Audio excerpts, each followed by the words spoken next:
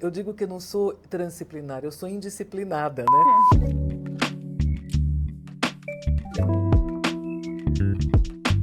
O Instituto do Imaginário, ele tem uma característica específica, né? Quando eu crio o Instituto do Imaginário, eu crio justamente a partir de uma trajetória minha de pesquisadora.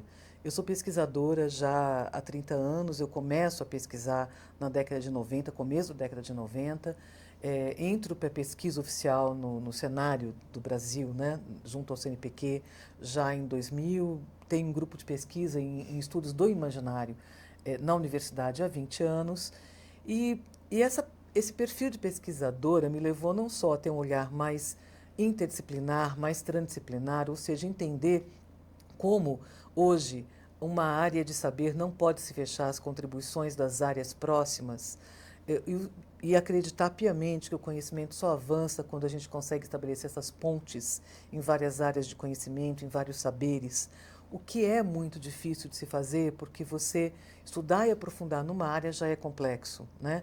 E para você estabelecer pontes transdisciplinares, você tem que transitar, pelo menos a partir de conceitos de outras áreas e compor, né, esse diálogo, também mergulhando um pouco em outras áreas. Então, é um trabalho exaustivo de pesquisa, de estudo, que, né, que a gente sabe, nem todo mundo tem essa disponibilidade ou esse desejo mesmo de fazer, mas isso sempre foi um pouco a minha marca, né? Eu nunca consigo pensar numa coisa dentro de uma caixinha, né? Eu tenho essa natureza, que eu digo que eu não sou transdisciplinar, eu sou indisciplinada, né? Eu nunca consigo obedecer muito às molduras ali de uma disciplina única e vou sempre esparramando para cá e para lá. Então, o Estudo do Imaginário surge um pouco dessa perspectiva de trazer os estudos do imaginário, da imagem, para a psicologia, da psicologia analítica, da psicologia arquetípica, que é uma contribuição em uma área da psicologia que eu acho absolutamente essencial para pensar o contemporâneo, né, para pensar não só a prática clínica contemporânea, mas a sociedade contemporânea, as nossas agruras de cada dia, né? Então, o Instituto do Imaginário nasce como espaço de liberdade, um espaço de troca. Ele não é uma escola tradicional que quer ter alunos e quer ter professores contratados. Eu não tenho professores contratados de nenhum tipo, são parceiros, efetivamente. E a ideia é estabelecer essa noção de parceria e de um encontro que produza e promova uma diferença ao redor, né, de onde estamos. A gente tem um slogan, né, que é tentar criar pessoas melhores para o mundo e um mundo melhor para as pessoas, né? Eu acho que nós estamos no meio de uma super crise civilizatória, de um paradigma, né, civilizatório que está destruído completamente. Precisamos inventar, né, e partejar um mundo novo, e estamos todos buscando caminhos para isso. O Instituto do Imaginário foi um pouco a minha iniciativa e o meu interesse de buscar uma contribuição, de dar uma contribuição e procurar caminhos também para esse parto deste mundo novo dentro da nossa área, dentro da perspectiva da psicologia, da prática clínica, dos estudos da psicologia contemporânea. Então, essa é a nossa marca, né, a marca do Instituto, e por isso a gente tem buscado trazer pessoas que se alinham a esse pensamento, de olhares diversos dentro desse paradigma da psicologia analítica e da contemporaneidade, né, de pensar uma psicologia contemporânea, né, para trazer o que possa ser de novo aqui, ou de não tão novo, mas que precisamos reeditar às vezes e relembrar também, né? É isso que o Instituto do Imaginário é, essa cara que temos um pouco, né? E quem acompanha um pouco as nossas atividades, tanto no site do Instituto, como também no canal do YouTube, no Instagram, meio que já entende um pouquinho quem somos, né? E qual é um pouco o nosso perfil.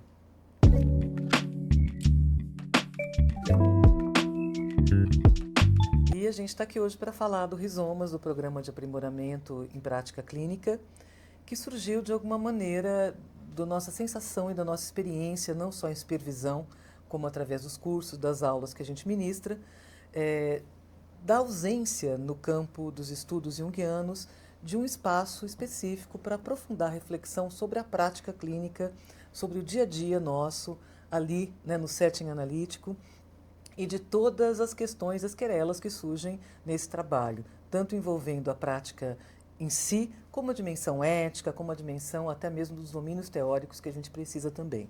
Por isso, o programa a gente escolheu esse nome rizomas, né?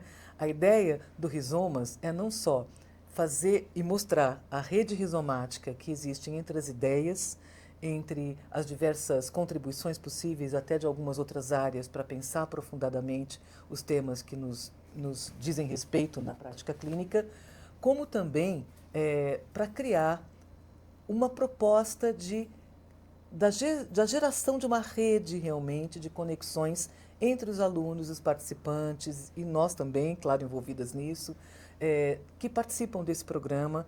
A gente já teve 3 turmas, já está agora abrindo a 4ª turma. Tem sido uma experiência maravilhosa, uma experiência deliciosa, de muita troca, uma experiência muito visceral, em que as pessoas realmente conseguem se colocar ali, não ficam só passivamente escutando. A ideia é gerar esse rizoma também nas trocas, também nas possibilidades de parcerias paralelas que se gerem entre os alunos, entre os participantes, de projetos que possam sair dali. Eu sempre tive, quando eu crio o Instituto do Imaginário, eu crio sempre a partir de uma perspectiva que é uma perspectiva da minha vida, que não só é interdisciplinar, como é uma perspectiva hermética mesmo, da criação de pontes, da criação de conexões, do fomento de novos encontros que possam trazer coisas novas para o mundo de uma maneira contributiva, né? Que eu acho que é o que todo mundo aqui no mundo contemporâneo tenta fazer, né? Dar a sua participação dentro do seu campo de possibilidades. Então, o Rizomas ele nasce desse desejo e desse projeto, dessa proposta, com a Santina Rodrigues, que é uma querida parceira e tem sido uma grande amiga, além de tudo, né? Com quem eu tenho tido o prazer de trocar e aprender muito também, né? Como vocês verão, quem participará do Rizomas, né? E com os alunos também, né? Que trazem, através dos seus relatos, dos seus testemunhos, das suas ideias, uma contribuição maravilhosa e tensionam a gente também a pensar e ir além nas nossas próprias questões, tanto como analistas, como também como pesquisadores e como pessoas humanas de qualquer forma, né? Como pacientes também, porque a gente, quando está trabalhando com a questão da análise, a gente sempre se coloca sabendo que a gente tem que se colocar também no lugar do paciente em muitos momentos, né? Por isso a gente faz uma certa exigência de que as pessoas que se candidatem ao programa, elas tenham, primeiramente, o que é óbvio, né, uma formação em psicologia analítica, ou seja psicólogo, tenha uma faculdade de psicologia com uma boa noção da teoria analítica. Essa noção de teoria analítica, ela é importante porque a gente não vai passar por conceitos básicos da psicologia analítica, porque a gente pressupõe que isso já deve ter sido feito num lato sensu, numa graduação, num estudo autônomo, mas a gente vai basicamente se aprofundar nas questões da prática mesmo, né? Então a gente exige essa formação prévia, mínima, né? Pelo menos.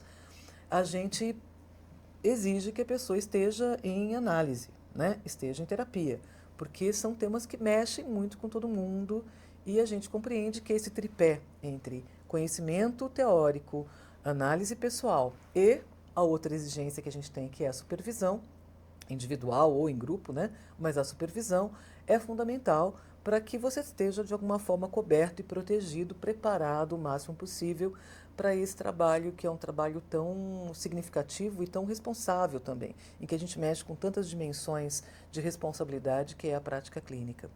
Então, nós temos por isso um processo seletivo, né? Em que a gente não vai fazer uma seleção cruel, né, daquelas seleções malvadas que tem por aí. Mas a gente quer mais conhecer também se a pessoa está preparada para isso e se a pessoa também, se a expectativa que ela tem do curso se alinha com a nossa proposta, para também a pessoa não chegar e depois falar, ah, não quero porque isso não condiz com o que eu estava buscando. Então, o processo seletivo é mais para esse alinhamento do que uma seleção, estrito sensu, é mais para um alinhamento, até porque a gente tem um número específico de vagas e a gente quer que as pessoas que entrem sigam com a gente até o final. Esse é um pacto, né? É claro que todo mundo é livre para sair a hora que desejar, mas é um pacto de não ocupe uma vaga que você não vai realmente querer ocupar, né? Então, por aí que a gente quer também que as pessoas cheguem no curso sabendo que curso é esse, com uma expectativa alinhada ao que a gente de fato pode oferecer, né? Então vai ser um prazer ter todos vocês aqui. A Santina vai falar um pouquinho, né, Santina, do programa, dos nossos 3 eixos básicos que estão dados em 2 semestres, Normalmente a gente trabalha com 5 meses em cada semestre, respeitando janeiro e julho como férias, tá? É, é Vamos isso, lá, né, meu vamos amor? lá, já Vai, fez agora uma é você. introdução excelente Agora é já. você. Já vou começar também elogiando essa parceria, que tem me dado um enorme prazer. A gente já se conhece há muitos anos, né, Malena? Não é de agora. E eu encontrei no Instituto do Imaginário, nessa parceria com a Malena, de fato uma parceria. Um espaço de troca, de aprendizado, né? Também admiro demais, aprendo demais com esse conhecimento que você tem aí, transdisciplinar, eu diria, que é também uma marca do próprio pensamento junguiano, né? O Jung é um autor transdisciplinar que nos chama a estudar a psique numa miríade de faces, né? Não é uma só. Então, acho que isso também enriquece, né, a nossa compreensão para o fenômeno psíquico, mas também torna muito desafiador o nosso preparo como terapeuta e o nosso trabalho clínico. Então, no Rizomas, como a Malena falou, nessas entrevistas, a gente quer conhecer as pessoas que se interessarem pelo curso e quer contar um pouco sobre como se realiza esse curso, né? Vocês imaginem que são encontros semanais. Então, isso traz uma intensidade ali na convivência, né? No envolvimento com o estudo, porque a gente propõe uma bibliografia básica de estudo semanal, básica e complementar. A complementar, obviamente, cada um vai dar conta aí no tempo que for possível, mas a básica é um dos critérios também, né, Malena? Claro. Para que a pessoa possa acompanhar as aulas e participar mais ativamente desse processo de aprendizagem, né? E de apropriação, né, do que a gente está discutindo. Então, o nosso programa tem 3 eixos. O primeiro deles é um eixo mais teórico, né, em que a gente até retoma, né, Malena, alguns conceitos básicos, a questão dos arquétipos, né, dos complexos, da energia psíquica, do símbolo, da individuação, né, um tema importante, as questões do desenvolvimento da personalidade. Então, com esses temas, nós abrimos o curso. E aí é uma recapitulação, só que enriquecida por essa visão transdisciplinar, certo? A Malena traz muito bases antropológicas, né? E também filosóficas, a gente pode dizer, mitológicas, né? Para esses conceitos. Então, não se trata apenas de receber conceitos e decorar conceitos, né? Porque Claro. isso, nenhum terapeuta precisaria de curso para isso.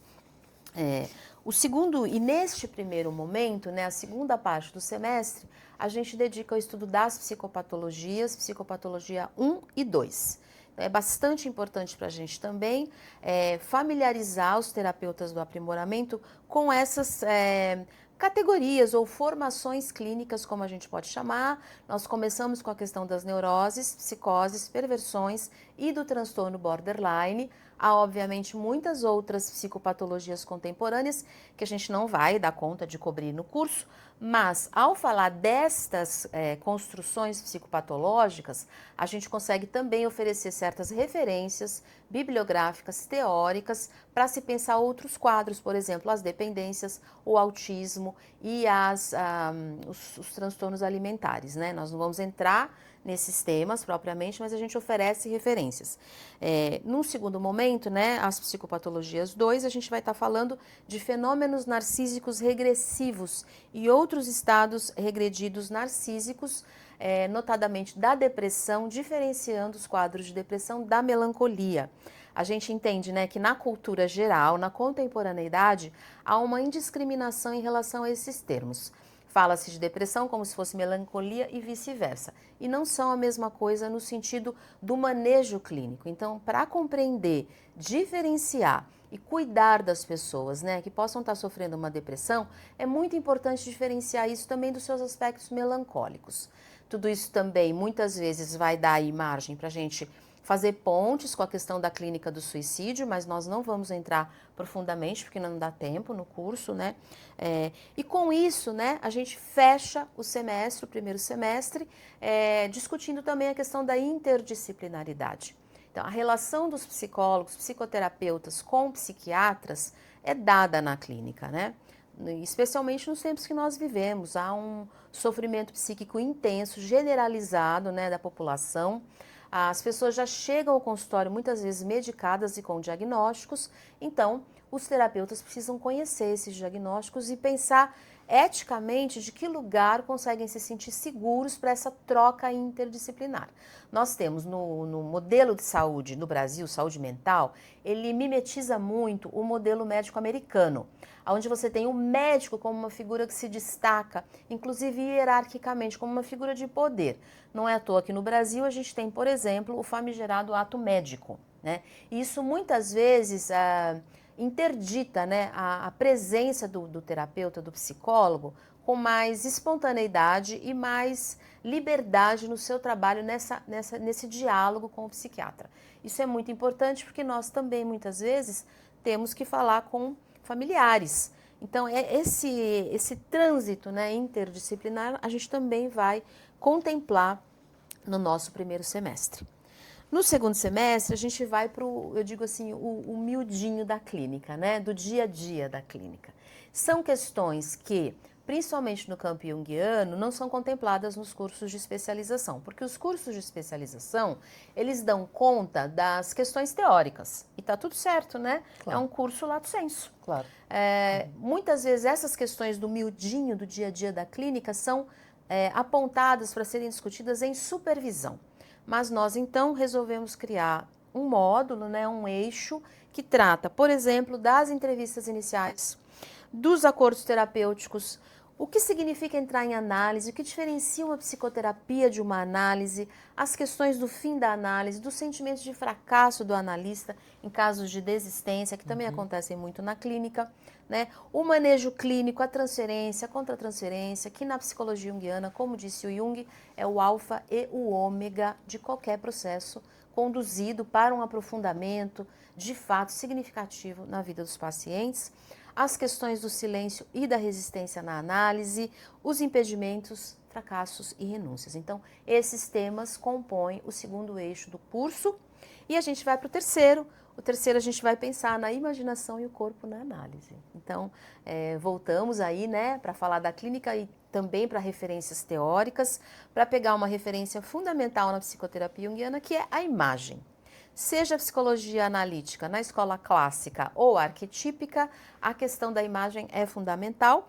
E aí a gente vai ter, né, conexões disso com a clínica dos sonhos e também de alguns recursos expressivos, né, básicos, como introdução para os terapeutas. Muito importante dizer, então, que as nossas referências teóricas, né, Malena, comportam o próprio Jung, obviamente, autores de primeira geração, que são os da escola clássica, o James Hillman, Patricia Barry, outros da escola arquetípica, Rafael Lopes Pedraza, né? E também um autor importante da escola desenvolvimentista, quero falar do Fordham.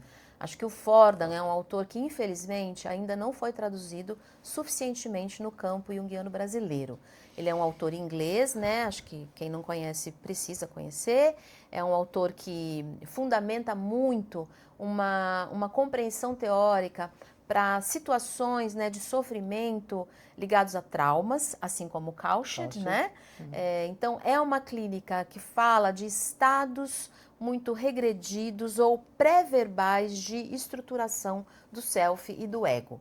Então, para determinados sofrimentos e transtornos, né, de personalidade na clínica, esse é um autor fundamental que a gente não vê incluído em nenhum programa de pós-graduação junguiano no Brasil.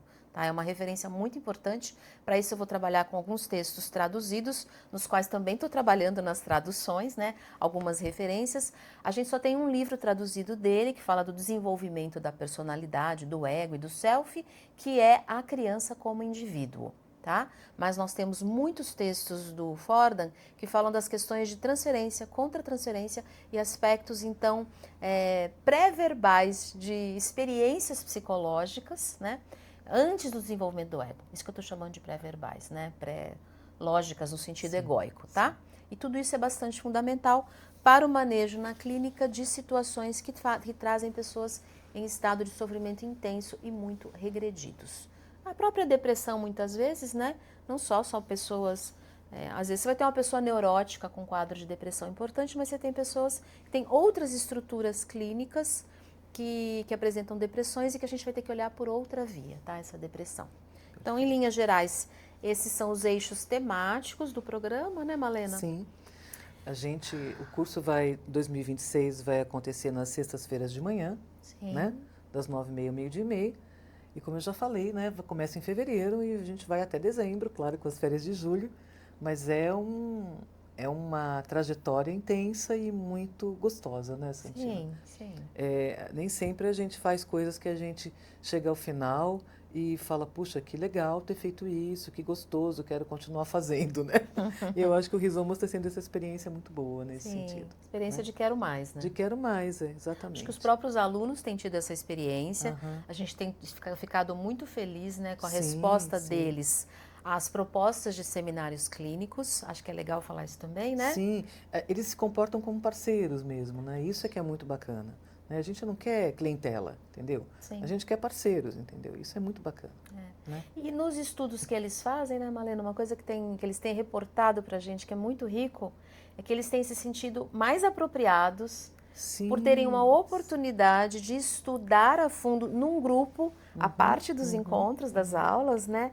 Tem criado uma interação, uma relação entre eles, né? Isso também é a rede rizomática que a gente quer criar, né? Sobretudo porque a prática clínica, como nós sabemos, ela é muito solitária. Sim. Né, Santina? Ela é muito solitária, claro que tem a supervisão, né, que quebra um pouco esse espaço de solidão, mas a gente não tem essa supervisão toda semana, o tempo todo individual, como a gente gostaria, né? Difícil você ter isso. Então, essa troca, ela é muito fecunda, né? Eu acho que não só o que eles aprendem a partir da gente, mas o que eles aprendem uns com os outros é essencial. Sim. Essas trocas e esse espelhamento que esses encontros possibilitam. Sim.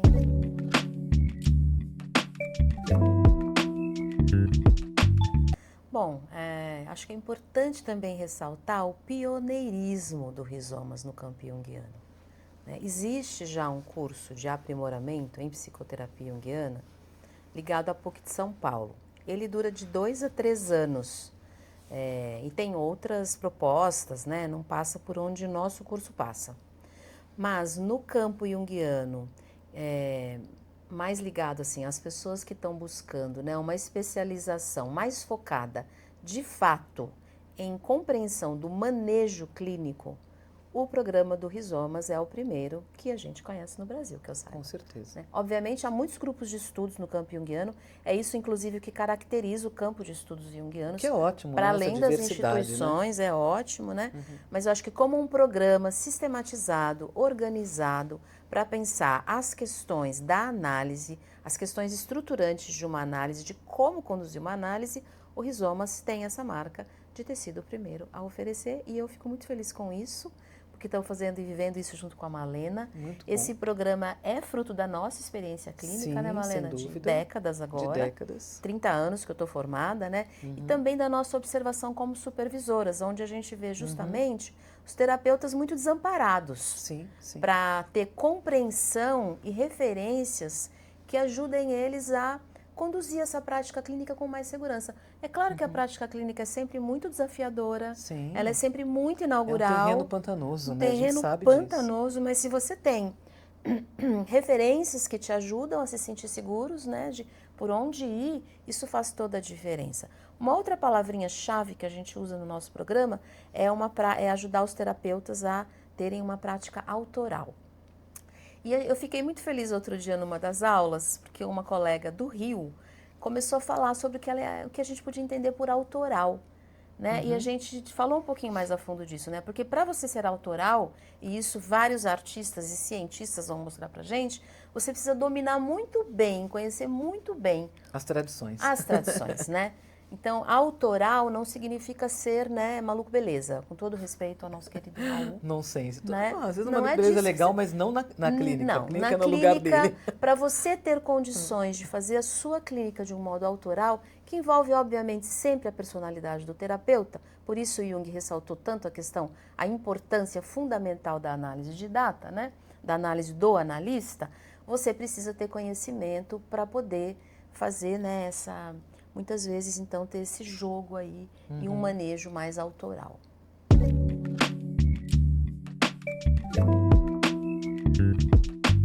Fica aí o nosso convite para vocês.